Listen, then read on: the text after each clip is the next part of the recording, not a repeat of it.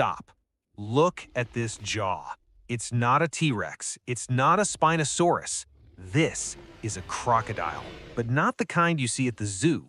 This monster is the length of a city bus, weighs more than 2 African elephants combined, and has a bite force that makes a hydraulic press look like a toy. For 112 million years, dinosaurs thought they ruled the land. They were wrong, because in the water, the emperor was waiting. Welcome to the Cretaceous period. Today, we aren't just looking at fossils. We are going to resurrect the Sarcosuchus imperator, the flesh crocodile emperor. By the end of this video, you'll understand exactly how this 9-ton biological tank hunted dinosaurs for breakfast. We'll simulate a battle between it and the Spinosaurus to see who really owned the river. And finally, we'll solve the mystery. Why did the perfect killing machine simply vanish? The Tenere Desert, Niger. Today, it is one of the driest, most unforgiving places on Earth. A wasteland of shifting sands and scorching heat. But rewind the clock 112 million years, and this wasn't a desert. It was a lush, tropical paradise, a network of massive river systems teeming with life. And lurking in the mud was something that defied logic. In 2000, paleontologist Paul Sereno was on an expedition looking for dinosaurs. He wasn't looking for crocodiles. But sometimes, you don't find the monster finds you. His team stumbled upon fragments of a skull, not just any skull. As they brushed away the sand, the jaw kept going and going and going. When they finally pieced it together, the skull alone was 6 feet long. That's the height of a tall human, just for the head. Sereno realized he wasn't looking at a dinosaur. He was looking at the largest crocodile to ever walk the earth. But here's the crazy part. It took years to understand how big it truly was. Unlike dinosaurs, crocodiles grow continuously. By analyzing the growth rings in its osteoderms, the armor plates on its back, scientists realized something terrifying. This creature didn't stop growing until it was 50 or 60 years old. While a T-Rex rushed to reach adulthood in 2 decades, the Sarcosuchus took its time, slowly becoming a gargantuan nightmare of the river.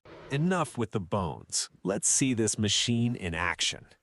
I want you to close your eyes for a second. Imagine you are standing on the banks of a Cretaceous river. The air is thick, humid, and smells of rotting vegetation. Down by the water, a herd of Uranosaurus is drinking. They are nervous. They watch the tree line for Carcharodontosaurus. They watch the sky, but they aren't watching the water closely enough. The surface of the river is calm.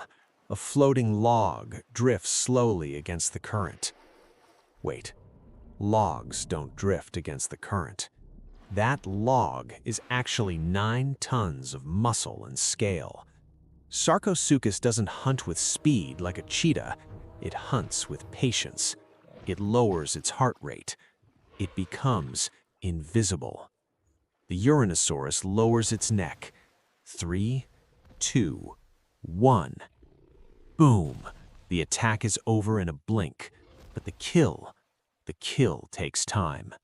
Sarcosuchus doesn't have the slicing teeth of a shark. Its teeth are conical, like railroad spikes. They are designed for one thing: grip. Once it latches on, 18,000 pounds of pressure clamp down. That's the weight of 2 semi-trucks focusing on a single point. The Uranosaurus struggles. It's strong, but on land, gravity is the enemy. In the water, Sarcosuchus is a god. It drags the dinosaur into the deep. This isn't a fight anymore, it's an execution. The massive tail of the crocodile whips back and forth, initiating the death roll. Bones snap. The lungs of the prey fill with water. Silence returns to the river. That is the power of the SuperCroc. But anatomy is destiny, and there is one weird feature on its snout that has baffled scientists for decades. A feature that might explain why it was the loudest animal in the Cretaceous.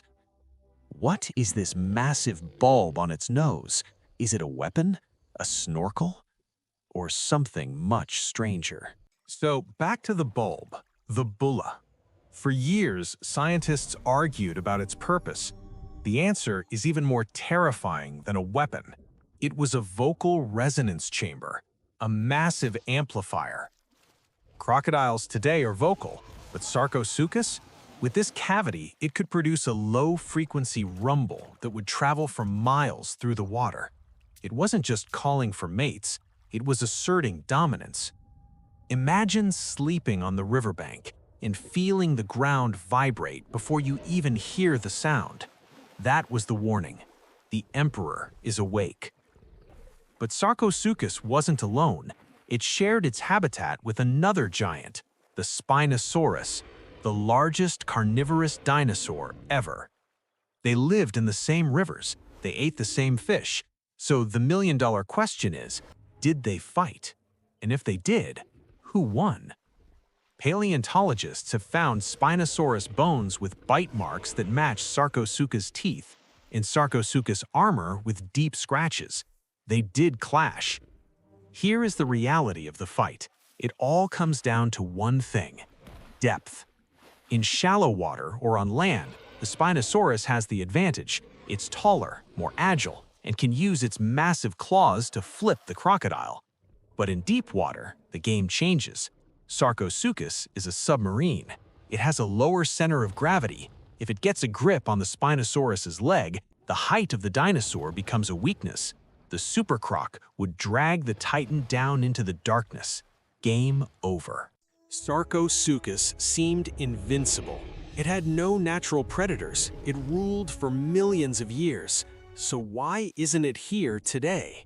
It wasn't an asteroid that killed the emperor. It was something slower: climate change. Around 110 million years ago, the global sea levels began to shift. The lush river systems of North Africa started to dry up or became isolated. Being huge is a gift until resources run out. A 9-ton body requires massive amounts of food. As the giant fish disappeared and the river shrank, the SuperCrocs starved. Smaller crocodiles could survive on frogs and small fish. Sarcosuchus could not. Its greatest strength, its size, became its fatal weakness.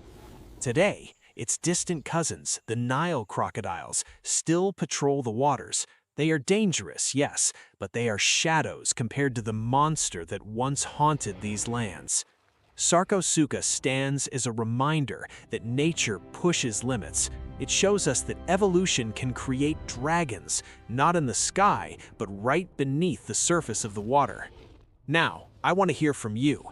In a fight to the death between a full-grown Spinosaurus and a Sarcosuchus, who are you betting your money on? Type #TeamSarco or #TeamSpino in the comments below. I'll be pitting the best arguments. And if you think this crocodile was scary, wait until you see the snake that was long enough to eat it whole. Click this video right here to meet the Titanoboa. You do not want to miss this. I'll see you in the next era.